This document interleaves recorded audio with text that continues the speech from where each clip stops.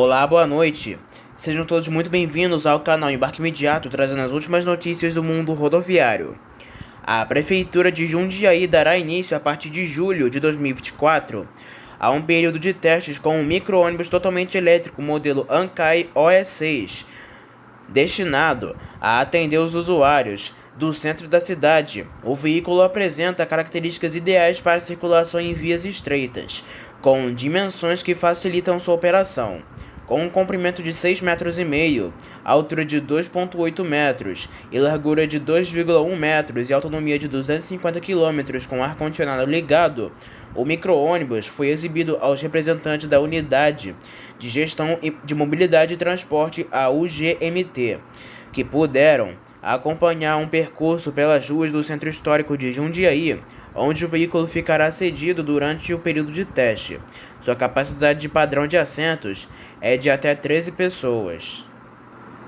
A Prefeitura já dispõe de alguns modelos de veículos 100% elétricos, e esse período em que o micro-ônibus estiver conosco vai servir de parâmetro para podermos avaliar seu desempenho tanto no quesito acessibilidade, durabilidade, economia e funcionalidade para futuramente integrá-lo à nossa frota, destaca Aloysio Queiroz, gestor de mobilidade e transporte.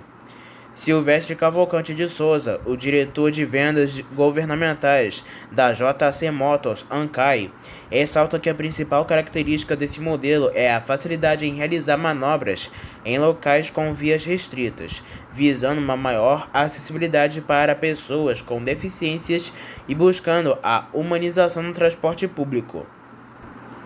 Além dos veículos elétricos já presentes na frota, a Prefeitura de Jundiaí recebeu recentemente 2 carros 100% elétricos destinados ao uso das equipes da UGMT. A iniciativa de promover a mobilidade sustentável desde agosto de 2022 está em operação em uma estação de recarga de veículos elétricos instalada em frente ao Paço Municipal de Jundiaí. A estação tem como objetivo atender a demanda de veículos automotivos elétricos. Para utilizar a estação, é necessário um cadastro prévio do veículo no Departamento de Administração do Paço, com as informações do veículo e os dados pessoais do proprietário e condutor. Após concordar com as regras do regulamento, o condutor pode retirar um cartão no Departamento de Administração durante o horário de funcionamento das 8 da manhã às 5 da tarde, de segunda a sexta-feira, exceto feriados e pontos facultativos. O tempo máximo para utilização é de 2 horas por veículo.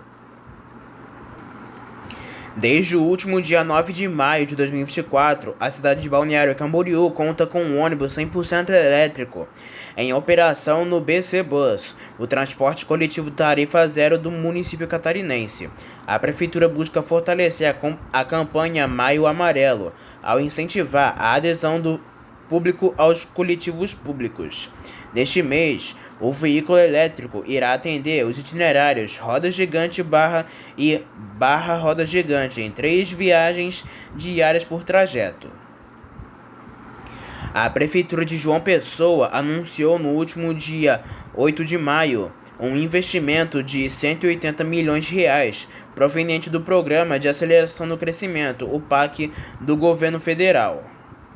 O anúncio ocorreu durante a cerimônia de divulgação dos resultados do novo PAC Seleções Cidades, realizada no Palácio do Planalto em Brasília, onde projetos da cidade foram selecionados. Esses fundos serão destinados à aquisição de ônibus elétricos e ao projeto de urbanização no Porto do Capim. A Prefeitura já iniciou o processo de substituição da frota municipal por veículos elétricos. O prefeito de Rio Branco, Sebastião Bocalon Rodrigues, disse no último dia 6 de maio que a cidade vai tentar financiamentos do governo federal por meio do PAC para a aquisição de ao menos 30 ônibus elétricos a bateria. A ideia, segundo a prefeitura, é que durante o teste possa ser avaliada a viabilidade do transporte para que, em seguida, seja realizado um termo de referência para a aquisição de 30 ônibus elétricos, sendo 20 padrões e 10 articulados. A declaração foi feita durante a apresentação de um coletivo elétrico que vai circular por cerca de 60 dias na cidade. O ônibus modelo Ative, produzido pela Marco Polo, deve começar os testes no trajeto da UFAC ao terminal urbano e depois passar para outras linhas. Segundo Bocalon, de acordo com a nota da Prefeitura, a administração municipal vai apresentar um projeto de eletrificação no âmbito do PAC. No último dia 6 de maio, o governo federal lançou um pacote para financiar mais de 5.000 ônibus elétricos. Uma das grandes dificuldades para a eletrificação da frota em Rio Branco, segundo o superintendente da RB Trans, o Rio Branco Transporte, gerenciadora local, Clendes Vilas Boas, é o custo de aquisição dos veículos, mas que garante vida útil. Pela manutenção ser mais barata, acaba valendo a pena. O representante da Marco Polo, Carlos Daniel, explicou, segundo o comunicado, que o Ative foi projetado a partir de uma engenharia nacional, possuindo configurações diferenciadas e adaptáveis, conforme a necessidade individual dos municípios. Por meio de entrevista realizada com o diretor de operações comerciais do mercado interno e de marketing da Marco Polo, Ricardo Portolan, o modelo de ônibus urbano elétrico da Integral da Marco Polo, a Ative, foi aprovado pela SP Trans, gerenciadora do sistema de linhas da capital paulista, considerada referência nacional na avaliação de ônibus elétricos. A Urbis, Urbanização de Curitiba, prorrogou por 2 anos o edital de chamamento para testes por ônibus elétricos na capital paranaense. A decisão ocorre 2 meses após a suspensão efetuada pelo TCE do Paraná, referente à aquisição de 70 novos coletivos que somariam 317 milhões de reais. O documento analisado pela Urbis foi prorrogado até o dia 1º de março de 2026. Como decorrência da medida cautelar concedida pelo conselheiro Maurício Requião. Um dos motivos foi a falta de aprovação de estudos de viabilidade técnica, econômica e ambiental sobre a lei que autorizava a aquisição dos ônibus. Dessa forma, os testes dos veículos elétricos ficam com validade de execução até o dia 30 de novembro de 2026. A previsão é que os primeiros coletivos sejam comprados até agosto deste ano. O plano é que operem na linha Interbairros 1. A Prefeitura de Curitiba busca alcançar 33% da frota composta por ônibus elétricos até o ano de 2030 e que esse índice chegue a 100% até 2050. Já foram testados 7 veículos das montadoras Eletra, Volvo, Marco Polo e BID. Ainda neste primeiro semestre, devem ser realizadas as primeiras análises dos ônibus Volkswagen e Ankai, e no segundo semestre nos coletivos da Mercedes-Benz. O sistema Transcol do Espírito Santo incorpora 50 novos ônibus elétricos à frota do estado. O anúncio foi feito durante a manhã do último dia 8 de maio. O investimento de 150 milhões de reais, proveniente do programa do PAC, Seleções Cidades do Governo Federal. Segundo o secretário do Estado em Mobilidade e Infraestrutura, Fábio Damasceno, este é apenas o primeiro passo de um processo mais amplo de renovação da frota do Transcol. Além de 50 ônibus elétricos, está prevista a chegada de mais 150 unidades equipadas com ar-condicionado ainda este ano, visando proporcionar mais conforto e qualidade aos passageiros. A frota de ônibus elétricos na cidade de São Paulo subiu de 149 veículos para 171 veículos elétricos. O número foi informado nesta terça-feira, dia 7 de maio, pela SP Trans, que gerencia as linhas municipais. Com isso, o percentual de cumprimento da meta de 2,6 mil ônibus elétricos até dezembro possui de 5,73% para 6,57%, faltando menos de 7 meses para o fim do ano. Em setembro de 2023, o prefeito Ricardo Nunes havia anunciado que até o fim do ano passado seriam 600 ônibus deste tipo. Até o fim de junho deste ano, a expectativa é de que ao menos 49 ônibus elétricos sejam entregues ao sistema da cidade de São Paulo. O pátio de uma das fabricantes, a Eletra, em São Bernardo do Campo, está com vários destes veículos. Alguns estão nos galpões recebendo os ajustes finais. Outros já estão na área externa, inclusive carregando as baterias em equipamentos da Enel X. Também chegam ônibus guinchados das fábricas de carrocerias ainda sem funcionar porque ainda não foram eletrificados. Apesar de os veículos estarem sendo produzidos, a frota de ônibus elétricos não avança como está previsto no programa de metas da Prefeitura de São Paulo, por falta de infraestrutura de carregamento das baterias dentro das garagens e nas redes de distribuição dos bairros, que não dão conta da tensão de energia exigida quando há uma quantidade maior de ônibus carregando ao mesmo tempo. Questionada, a SP Trans confirma que está mantida a meta de troca de 20% da frota de ônibus a diesel por modelos não poluentes até o fim deste ano, o que daria 2,6 mil coletivos anunciados pela prefeitura, mas a gerenciadora diz que os veículos estão sendo entregues de acordo com a capacidade de todos os fornecedores da cadeia produtiva destes ônibus. A Prefeitura de São Paulo, por meio da SP Trans, informa que atualmente 171 ônibus elétricos movidos a bateria e 201 trolleybus operam na cidade. A meta é substituir 20% da frota por modelos movidos a energia limpa até o fim de 2024. Os veículos estão sendo fabricados de acordo com a capacidade produtiva dos diversos fornecedores envolvidos no processo de construção, enquanto São Paulo não avança por falta de infraestrutura, mas mesmo assim reúne a maior quantidade de ônibus elétricos no país em operação. Nesta quarta-feira, dia 7 de maio, o presidente Lula deve anunciar verbas do PAC para a renovação das frotas de ônibus para cidades e estados em todo o país, com foco em modelos movidos a eletricidade e em tecnologia diesel Euro 6 que poluem menos. O programa deve contemplar ao menos 5 mil ônibus. Devem ser disponibilizados 10 bilhões de reais e recursos do FGTS, e a promessa é de juros mais baixos para as prefeituras e governos estaduais, em comparação com todas as linhas em funcionamento atuais no mercado de transportes.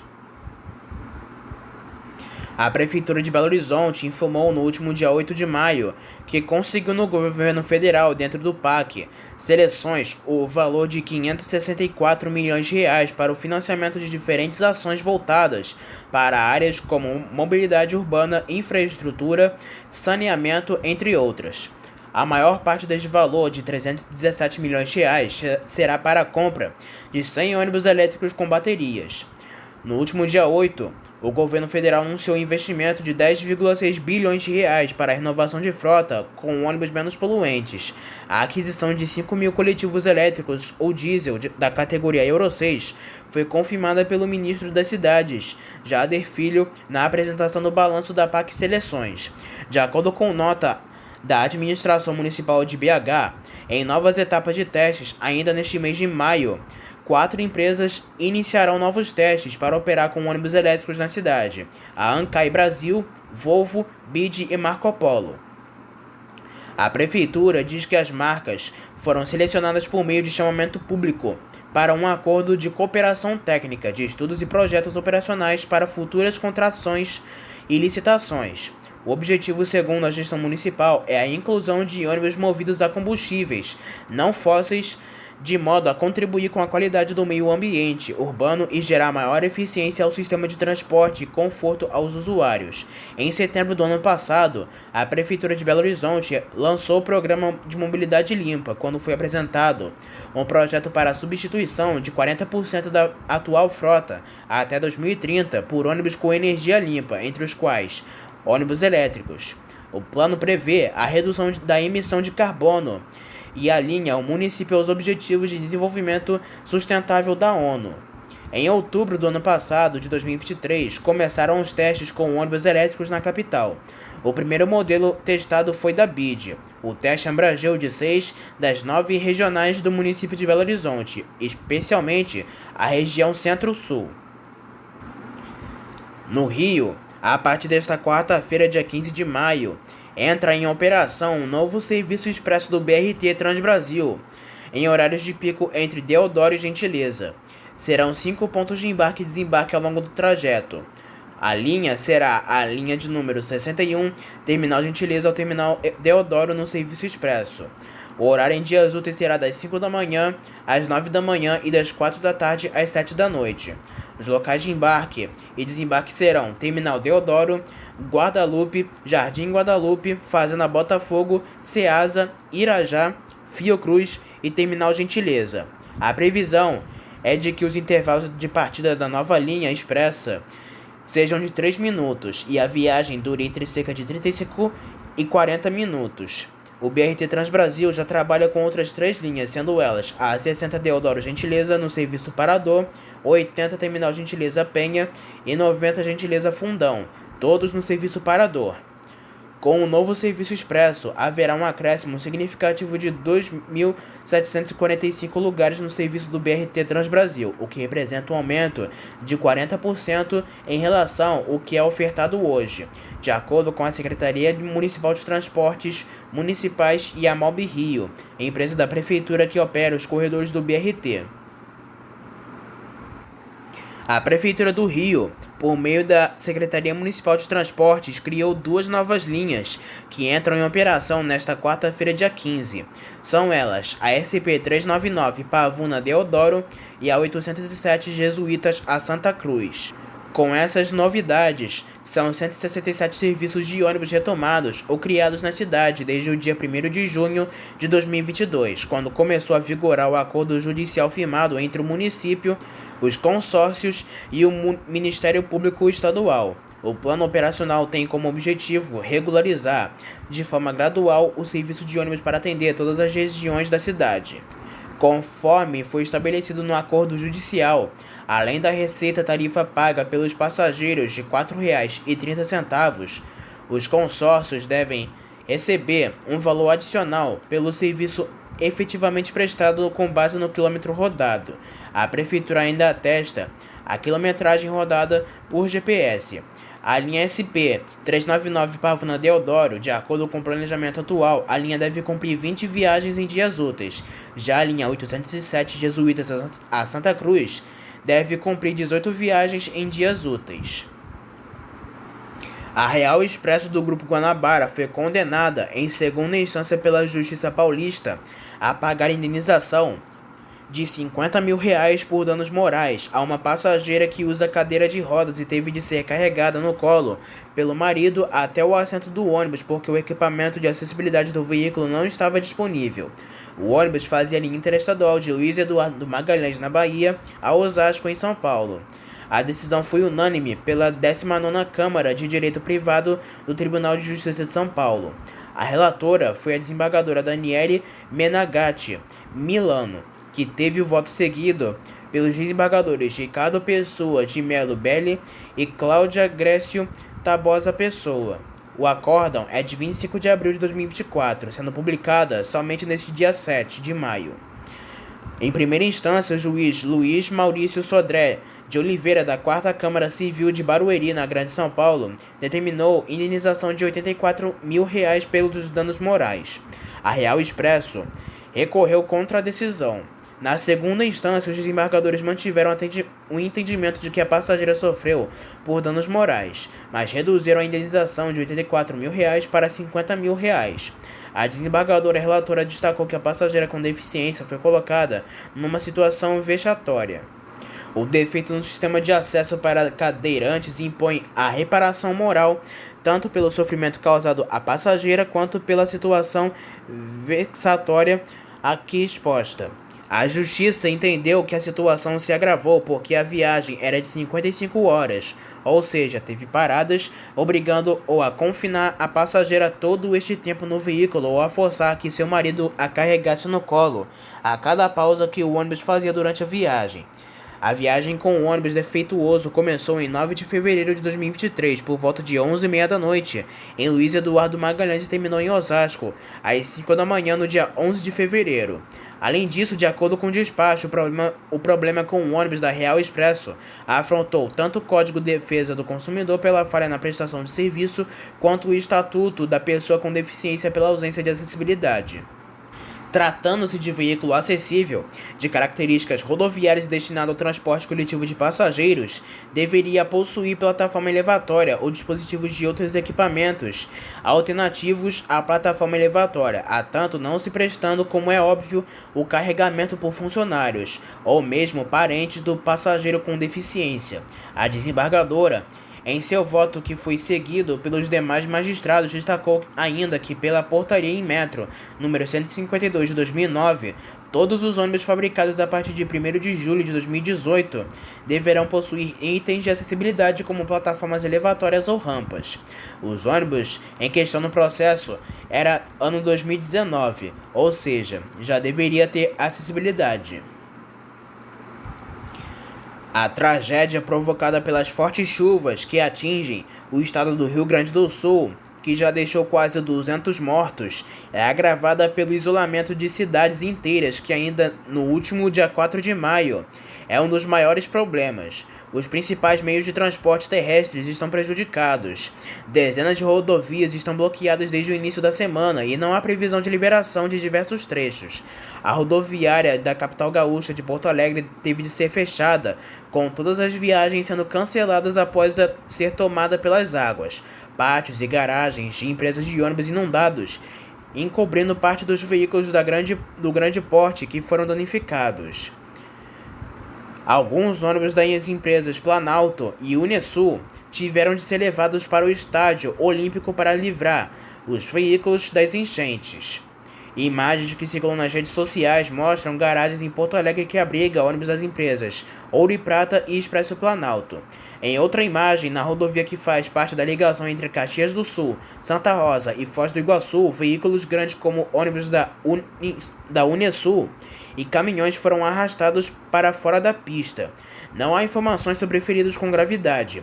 Vias centrais de Porto Alegre permanecem afetadas e os trens dos serviços ferroviários de Transurb em Porto Alegre região deixaram de circular desde o último dia 3 e só devem voltar em operação no dia 6.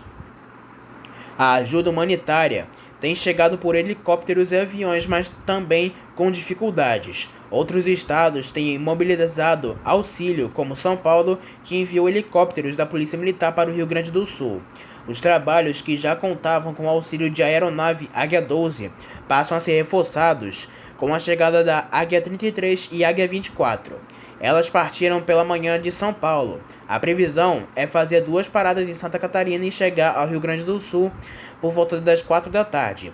O Águia 23 é um modelo com capacidade para transporte aeromédico, incluindo uma UTI e capacidade para transportar até 7 pessoas. Ao todo já são 56 profissionais paulistas no socorro à população gaúcha, entre bombeiros, enfermeiros, geólogos e militares, além do apoio dos cães farejadores.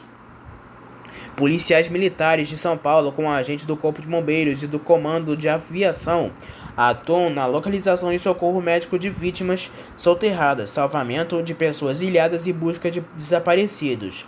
Um avião King Air também foi colocado à disposição pela Secretaria de Segurança Pública de São Paulo para apoiar o transporte de equipes até o sul do país. O Fundo Social de São Paulo e a Defesa Civil iniciaram no último domingo uma campanha humanitária em prol das vítimas das recentes chuvas no estado.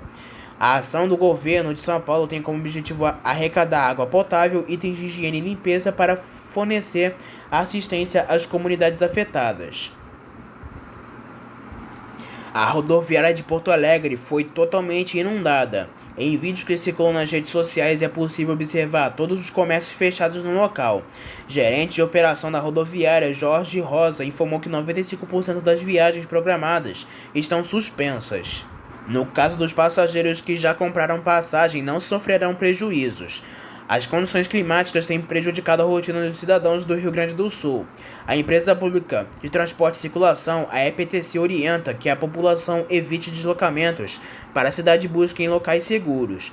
Porto Alegre possui 26 pontos completamente interditados pelas enchentes, além de outras 9 vias parcialmente bloqueadas. A Secretaria do Meio Ambiente e Infraestrutura chegou a medir um nível de quase 4 metros de água. Já o Instituto de Pesquisas Hidráulicas da Universidade Federal do Rio Grande do Sul prevê que o volume atinja 5 metros.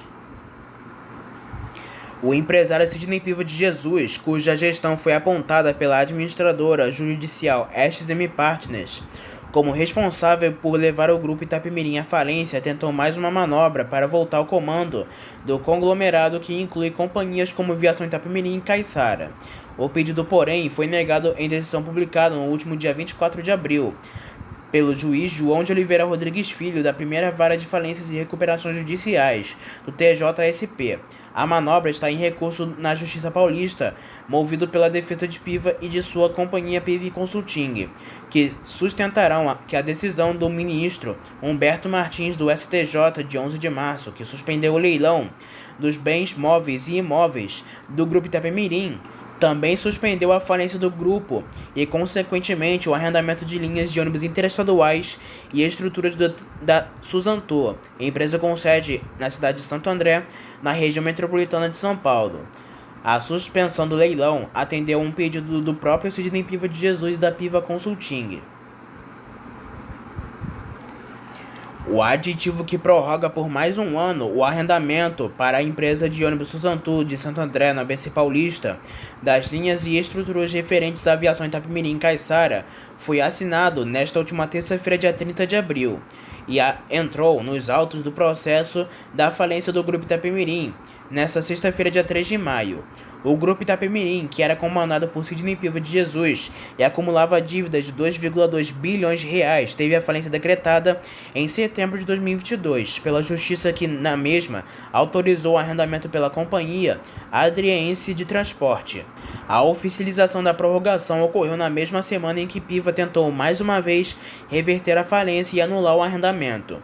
De acordo com um documento oficial, com autorização da Justiça, a prorrogação será de 12 meses a partir da data de assinatura, ou seja, a duração da continuidade do arrendamento vai até o dia 30 de abril de 2025. O contrato e, consequentemente, o aditivo foi firmado entre a administradora judicial da falência, a SZM Partners, representada por Eduardo Scarpellini, e a Suzantur, representada pelo empresário Claudinei Brogliato. A SZM Partners se posicionou favorável à prorrogação ao entender que as operações da Suzantur trouxeram benefícios econômicos para os credores e sociais para os passageiros. A Justiça acatou a argumentação. A Suzantur reativou até o momento pouco mais de 60 linhas interestaduais de ônibus e diz que promete colocar em operação ainda neste ano de 2024 todas as principais linhas que tinham sido paralisadas ao longo do processo de recuperação. A companhia também promete continuar investindo em frotas, novos guichês, garagens, pontos de apoio e tecnologias de segurança e monitoramento. Desde quando começou a operar, a Suzantur comprou em torno de 80 ônibus 0 km, sendo mais de 40 de 2 andares com configuração leito-cama. Também foram compradas dezenas de ônibus seminovos, e conforme os termos de arrendamento, a Suzantur terá preferência no leilão da marca e das linhas Itapemirim e Caiçara, já descontando os valores dos investimentos realizados até o momento. Apesar anunciadas boas perspectivas, a vida da Suzantur, pelo menos nos tribunais, ainda deverá ser agitada. Isso porque, além de Sidney Piva, são contra o arrendamento gigante do setor rodoviário, como o Grupo Garcia Brasil Sul e Águia Branca, além da própria ANTT. Piva, ANTT, Águia Branca e Garcia têm em comum um argumento, que as linhas não são de empresa, mas do Estado, por isso não poderiam ser arrendadas como patrimônio do falido Grupo Itapemirim. Mas a Justiça Paulista entende o contrário e diz que, pelas leis brasileiras, o interesse coletivo deve sobrepor a uma norma de agência reguladora e que as linhas não são patrimônio, mas sim unidades de produção individual, sendo a principal fonte de geração de recursos de uma empresa de transportes. Em 24 de abril, a Justiça aceitou prolongar por mais um ano para a empresa de Santo André o arrendamento de linhas e estruturas que eram operadas pelas antigas administrações das viações Itapemirim e Caiçara.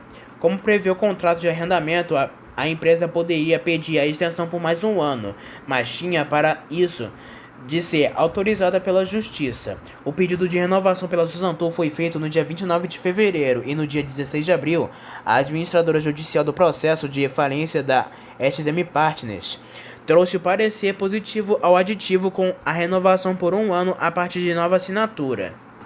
Na ocasião, a SZM Partners apontou que o arrendamento tem trazido vantagens para os credores da falência do Grupo Itapemirim.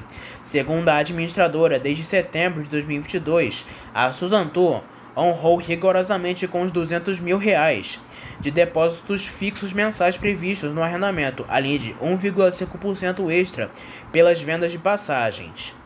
Com isso, ainda de acordo com o relatório, já foram gerados até janeiro de 2024 R$ 96,5 milhões de receita bruta real e R$ 79,2 milhões da receita líquida federal. A SXM sustentou que o faturamento com a Suzano no arrendamento já é semelhante a 2019, antes do ápice da crise do Grupo Itapemirim. Para a empresa de administração judicial, isso garante o valor das linhas, com a unidade de produção isolada avaliada em mais de R$ 97,2 milhões. A possibilidade de pedido é prevista no contrato original, celebrado com a massa falida Itapemirim em 29 de setembro de 2022. Quando decretou a falência do grupo, em 21 de setembro de 2022, o juiz João de Oliveira Rodrigues Filho, da Primeira Vara de Falências e Recuperações Judiciais, permitiu o arrendamento por um ano renovável por mais outro ano. Mas eis que fica o debate. Quem está do lado certo? A Suzano Itapemirim ou aquelas que são contra o arrendamento da Itapemirim? Deixe aqui nos comentários do vídeo. Os usuários do transporte público do Rio de Janeiro tiveram problemas com os atos de vandalismo na noite desta última quarta-feira, dia 1º de maio. E isso porque os coletivos que operam na capital foram danificados por criminosos. Segundo o Rio Ônibus, sindicato das empresas de ônibus da cidade do Rio de Janeiro, mais de 30 veículos de diferentes empresas foram danificados. O prejuízo ultrapassa a casa dos R$ 200 mil e mais de 20 veículos continuam fora de operação. No dia 2, vídeos que circulam em diversas redes sociais mostram o momento em que as pessoas sobem no teto do veículo, com os coletivos em movimento. Outro registro mostra um veículo com vidros quebrados e estilhaçados, assentos danificados e até a porta sem funcionar depois da ação dos criminosos. Ainda de acordo com o Rio Ônibus, ao menos 5 linhas foram afetadas, sendo elas a 474 Jacaré Copacabana, a 476 Meyer Leblon, a 457 Abolição Copacabana, a 483 e a 485 Penha a General Osório. Segundo a nota do Rio Ônibus, a companhia disse o seguinte: no Dia do Trabalhador, o principal transporte do Carioca foi alvo de vandalismo. Mais de 30 coletivos de diferentes empresas foram depredados na saída das praias, ocasionando um prejuízo de mais de R$ 200 mil. Cerca de 20 veículos ainda estão fora de operação, um dano inestimável para a mobilidade urbana da cidade. O Rio Ônibus pede à população e às autoridades de segurança pública que ajudem a conservar o patrimônio público, que transporta cerca de 2,1 milhões de passageiros diariamente. A situação parece que para os vândalos nunca é o suficiente vandalizar os coletivos 1, 2 ou mais 3 vezes. Acontece todos os dias na capital carioca e é lamentável, pois diversos trabalhadores utilizam os ônibus todos os dias, tanto para ir quanto para voltar do trabalho. Os mesmos ainda correm o risco de, como os vândalos quebram os vidros, ainda corre o risco deles acabarem ficando feridos por conta dos estilhaços que vão acabar voando por todo o ônibus. É lamentável. Infelizmente, essa é a realidade do transporte coletivo público carioca. Agora falamos sobre as últimas ocorrências do mundo rodoviário.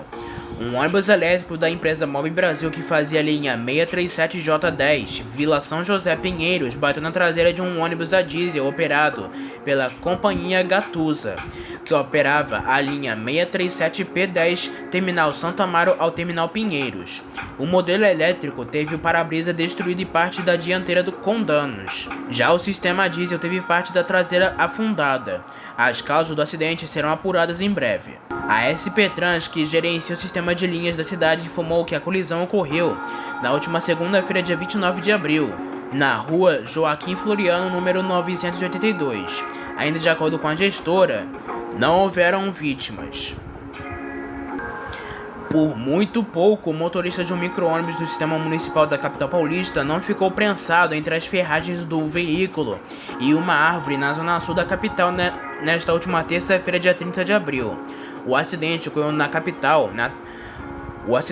na rua José Bento de Borba, à altura do número 355. Imagens recebidas mostram o coletivo praticamente encravado na árvore. As cenas mostram a árvore bem ao lado do motorista, já no interior do ônibus. O condutor gesticula e conversa com a pessoa que faz a gravação. O acidente ocorreu perto do ponto final da linha 5931 no Jardim Primavera. Segundo a A2 Transportes, empresa responsável pelo micro-ônibus, o motorista passou mal e perdeu a direção. Além dele, outro funcionário da empresa se feriu, mas não corre nenhum risco. A companhia ainda diz que presta assistência aos funcionários. Em nota, a SP Trans, gerenciadora do sistema de ônibus da cidade de São Paulo, diz que apura o acidente e que elaborou um boletim de ocorrência.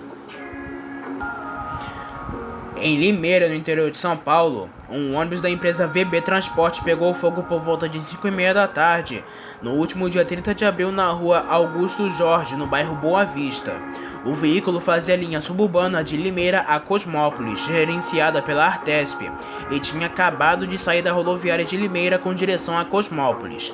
O ônibus ficou parcialmente destruído. O leitor Renan Oliveira contou que o caso ocorreu a cerca de 400 metros da rodoviária e que, para combater as chamas, a via foi bloqueada, impactando a operação de outras linhas de ônibus. Também houve reflexo no trânsito e a via é a ligação da rodovia para a rodovia Anhanguera, uma das mais movimentadas do estado de São Paulo. Não houve feridos e as causas serão apuradas, mas testemunhas falam que houve uma pane elétrica. Em nota, a VB Transportes diz que a manutenção está em dia. Na capital, um ônibus municipal e um carro de passeio se envolveram em um acidente na manhã do último dia 1º de maio. O caso aconteceu na rua Dr. Luiz Aires, próximo à entrada da estação Corinthians Itaquera do metrô e da CPTM. Ainda não há informações sobre a dinâmica do acidente entre os veículos, apenas que eles colidiram frontalmente.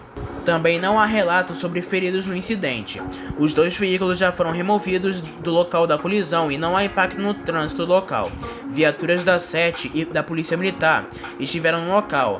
A SP Trans, responsável pelo gerenciamento das linhas municipais na capital paulista, informou que o ônibus envolvido tem prefixo 3223, pertence à Metrópole Paulista e operava a linha 403610, metrô Itaquera ao Terminal 6º.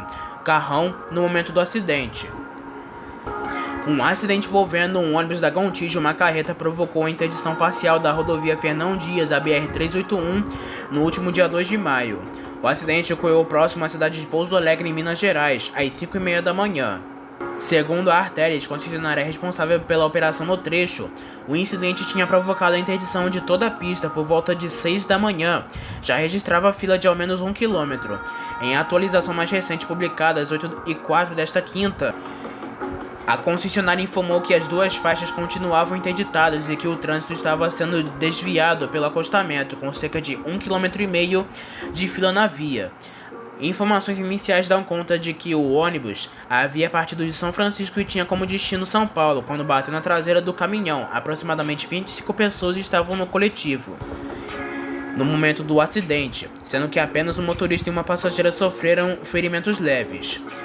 Dos 25 passageiros a bordo, ao menos 10 seguiram viagem em outro ônibus da empresa, enquanto os outros 14 estiveram em um posto de parada esperando outro veículo. Um coletivo foi incendiado na região de Pampulha, em BH, nesta última quarta-feira, dia 30 de abril, quando criminosos atearam fogo em um ônibus da linha 5033, Santa Terezinha, Praça da Liberdade, próximo ao ponto final do coletivo no bairro de Santa Terezinha. Segundo informações e relatos do motorista, o crime ocorreu enquanto ele se preparava para encerrar o turno, sendo abordado por um indivíduo encapuzado armado, acompanhado de outros 2 suspeitos. Em questão de minutos, os criminosos espalharam combustível pelo veículo e o incendiaram, deixando o local rapidamente. Um bilhete misterioso deixado na garagem da empresa de ônibus direciona uma mensagem a um dos diretores de um presídio localizado em Ribeirão das Neves, exigindo dignidade para os detentos e alertando para possíveis consequências caso os atos de violência não cessem.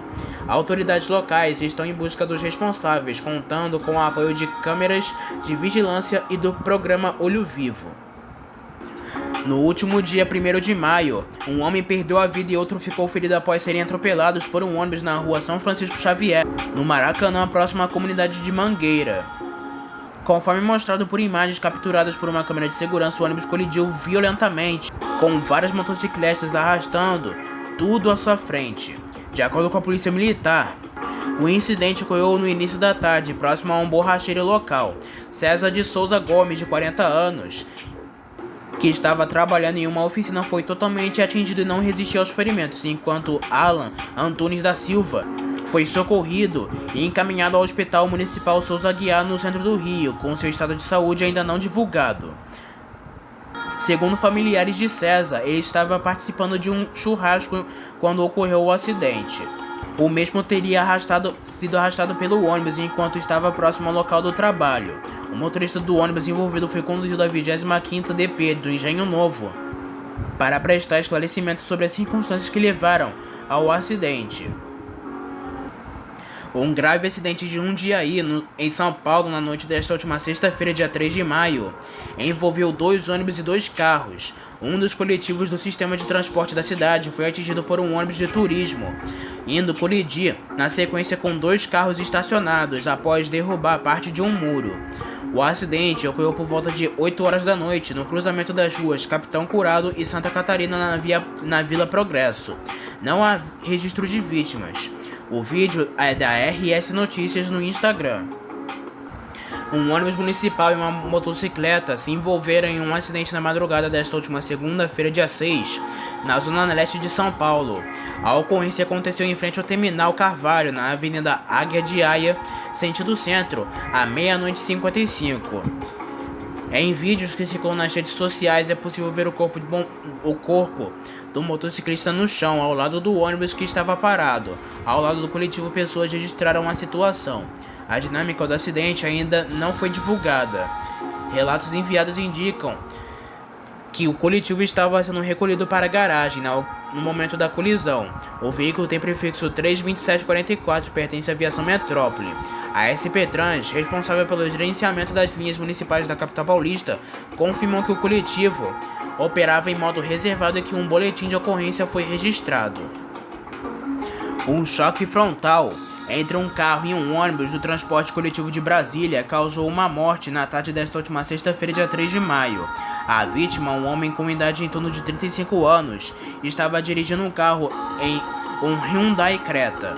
O coletivo da União Transporte Brasília transportava 41 passageiros que, apesar da violência do choque, não apresentaram ferimentos graves.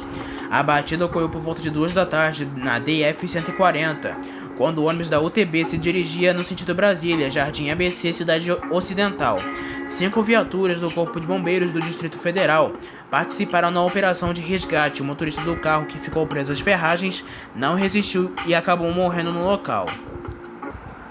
A Expresso Gardênia, empresa de ônibus que teve suspensas as operações das linhas no sul de Minas Gerais, após fiscalizações da CEINFRA, possui as ligações com maior número de reclamações de passageiros entre 1º de janeiro e 19 de abril, período mais recente do levantamento consolidado pelo órgão.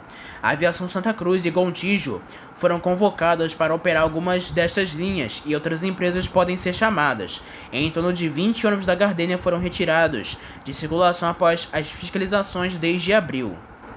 Os dados foram divulgados no último dia 2 de maio pela CEINFRA. Entre as 5 linhas que lideram o ranking de reclamações da CEINFRA, 2 são de operação da Gardênia e estão entre as que foram suspensas após as operações da CEINFRA.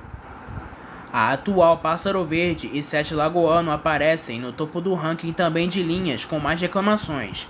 Em 5º lugar fica a Gardênia, na linha Belo Horizonte a Alfenas via Varginha, que contém 7 reclamações. Em 4º lugar fica a Sete Lagoano, com 7 reclamações na linha Belo Horizonte a Sete Lagoas. Em 3º lugar, a Pássaro Verde, no trajeto de Belo Horizonte a Ouro Preto, com 11 reclamações. E em 2º lugar, fica a Atual Transportes, no trecho de Belo Horizonte para Juiz de Fora, com 11 reclamações. E em primeiro fica a Gardenia, no trecho entre Belo Horizonte e Poços de Caldas, com mais de 17 reclamações. Ao todo, o sistema de linhas intermunicipais de Minas Gerais registrou cerca de 300 reclamações, a maioria, 89, por descumprimento de horários. Falta de conservação de conforto e condições de higiene inadequadas somam 60 contatos de passageiros, e em seguida vem defeito mecânico, com 36 registros, e superlotação, com 13 registros. Desde o mês de abril, tem realizado a operação de fiscalização sobre a atuação da companhia, em especial a respeito das condições da frota. Segundo o órgão, foram detectadas irregularidades que podem colocar em risco a segurança dos passageiros, motoristas e demais pessoas nas vias. A falta de frota se agravou após as ações desta segunda-feira, dia 29 de abril, e terça, dia 30, com a operação Ponto Final realizada no terminal rodoviário de BH e na rodoviária de Pouso Alegre. Ao menos 13 ônibus foram retirados de circulação. Em meados de abril, pelo menos outros 10 foram retirados pela CEINFRA. A Gardenia diz que já tem planos de reestruturação de frota e retomada de linhas. A operação Ponto Final, promovida pelo governo de Minas por meio da Secretaria de Estado de Infraestrutura, Mobilidade e Parcerias e o Departamento de Estradas de Rodagem de Minas Gerais, continuou no dia 30 de abril. As fiscalizações sobre as linhas intermunicipais da empresa Gardenia, que atendem municípios no sul de Minas. Segundo o órgão, as abordagens foram realizadas simultaneamente no terminal rodoviário de BH e na rodoviária de Pouso Alegre. A CEINFRA explicou que em 2 dias de operação, 10 dos 18 ônibus vistoriados da rodoviária de Pouso Alegre foram tirados de circulação em função de irregularidades identificadas na manutenção e itens de segurança. Outros 2 veículos foram notificados por falta de conservação e higiene. No total, a equipe de fiscais emitiu 37 autuações, que incluem ainda descumprimento do quadro de horários. No Tergipe, 3 veículos foram retirados de circulação nos 2 dias de operação por apresentarem irregularidades de manutenção e documentação. A empresa foi autuada por descumprimento do quadro de horários das linhas com embarque na capital. A CEINFRA diz que a operação Ponto Final foi motivada pela quantidade de irregularidades encontradas em outra ação de fiscalização realizada nos dias 10, 11 e 12 de abril. Nos veículos operados pela mesma empresa. Além disso, a operação visa apurar o grande número de reclamações registradas por passageiros, entre elas atrasos nas viagens e má conservação dos ônibus. A operação de fiscalização realizada nas cidades de Passos, Cássia e Poços de Caldas, no início do mês, resultou em 12 veículos autuados por problemas encontrados em itens de conforto e segurança e ainda por descumprimento dos quadros de horários. A empresa Contígio oficialmente confirmou no último dia 29 de abril as linhas que passou a operar emergencialmente no lugar da Expresso Gardenia após convocação da CEINFRA de Minas Gerais.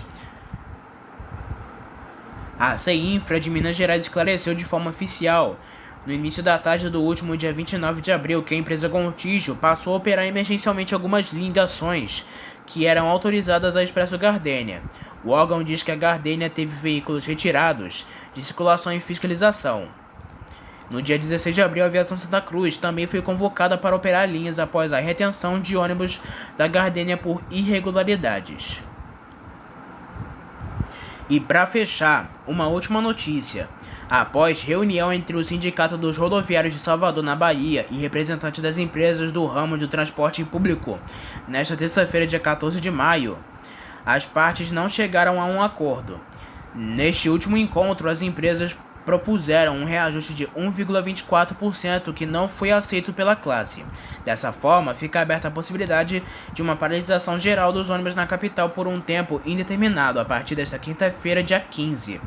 Os rodoviários não planejam realizar uma nova reunião com os empresários e agora esperam que a situação seja resolvida na Justiça do Trabalho, para que não haja greve.